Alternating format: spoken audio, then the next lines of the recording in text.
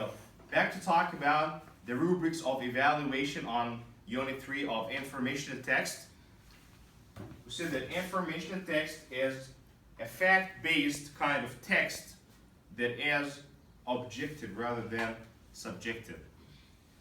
And today, I'd like to explore more items in the rubric of evaluation. The rubrics here tells exactly what you, as a reader, should find or should concentrate on when you are tackling an informational text. In our previous weeks, we talked about citing textual evidence and support analysis. Just as a reminder, you should know that every text has a main idea, supporting details, and some minor details to support the supporting details. Then we move to talk about one of the important features of the informational text, and it is part of our rubric. The second item here is the central idea that we have just covered. A new item in the evaluation criteria is text structures and features. We have talked about the different types of text structures before, and they are, how many types of text structure do we have? 5. 5, exactly. Who can remind us with the 5 types? Remind me with 2 types now. Compare and contrast. Compare and contrast. Cause and effect. Cause and effect. Chronological. Chronological order. Problem solution. Problem and solution. And finally, Sequence. sequence. Thank you very much. The new point that we are covering today in our evaluation criteria of reading an informational text is textual features. I have shared the presentation on the drive with you. You find in your Classera accounts so that you can follow up with me. So this is a quick introduction about nonfiction or informational text features rather than structure. Why are we talking about this presentation today on textual features? Because an informational text does not only mean a written text that you read to find some answers or evidence from. Sometimes the text is about a couple of pictures and captions. Let's look at this example to know exactly what I'm talking about.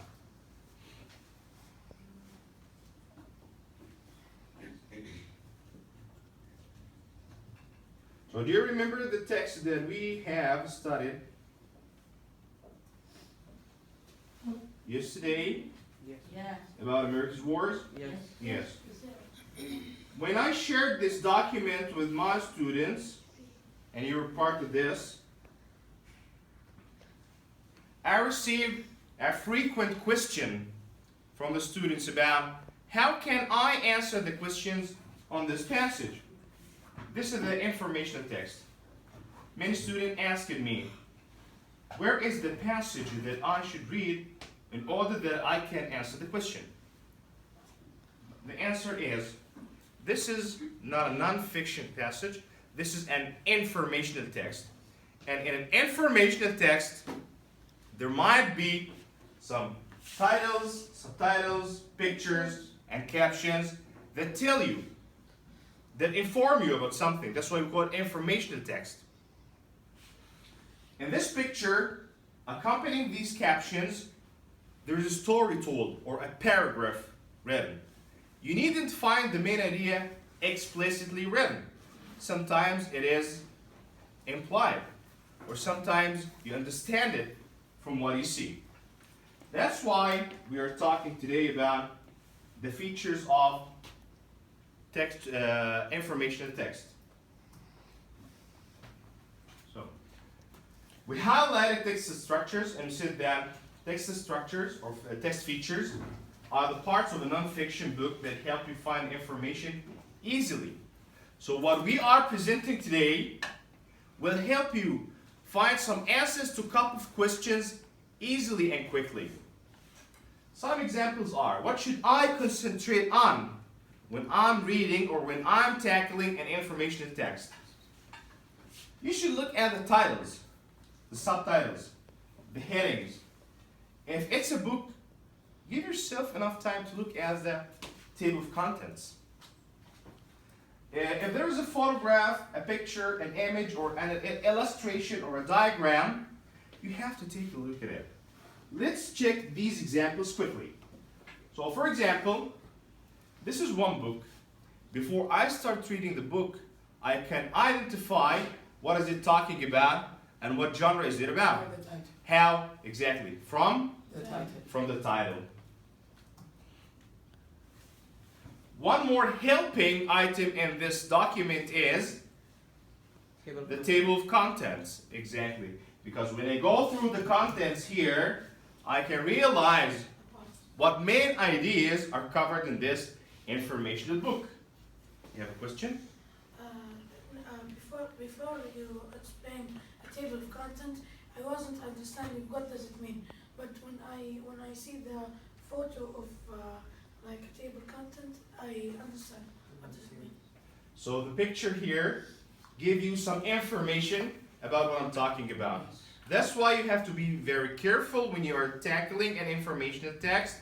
You should be careful about the pictures, because pictures give you a quick understanding of what's there, and you can get main idea and a lot of details by just a quick glance at the picture. One more thing is, and you will see this frequently happening in the information text, is the subheadings. So not only the title, we need also to take care of the heading, the main heading, and the subheadings as illustrated here. One more thing to talk about, we have covered the photographs, is the illustration. Illustration can be a hand-drawn picture, as you see here. Or there might be a diagram. If it's a science-based text, for example, this diagram shows you the parts of a plant, for example. Captions. And this is what we have experienced in the information text that we were reading yesterday about America's boards. A caption means the words next to or below a picture that tell what is it about. So if we go quickly to the passage that we were reading that has no passage, we can find that we have, what do we have? What do we call this? A heading or a title. Then we have a picture or a photo. Then we have Information. if this is the main heading, we have here. Title. No, these are subheadings. Okay. And what's written below the picture is called. No, this is not the table of contents. Table of contents. Subtitles. Huh? It's the subtitle.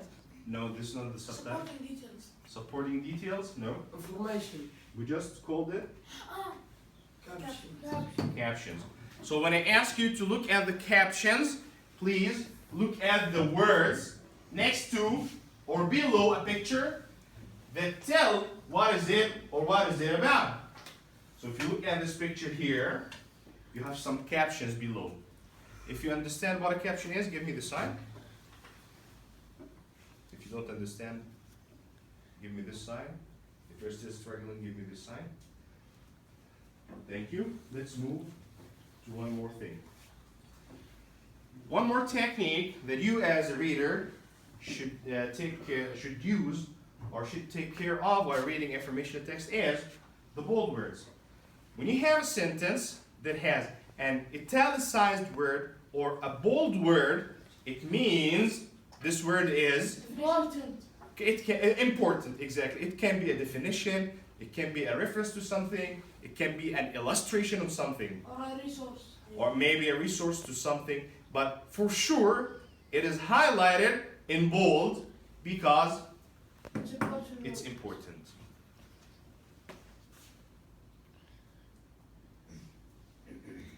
In the bottom of some information text, you might find the author of the reading passage or the author of the book is giving you some word definition or vocabulary definition.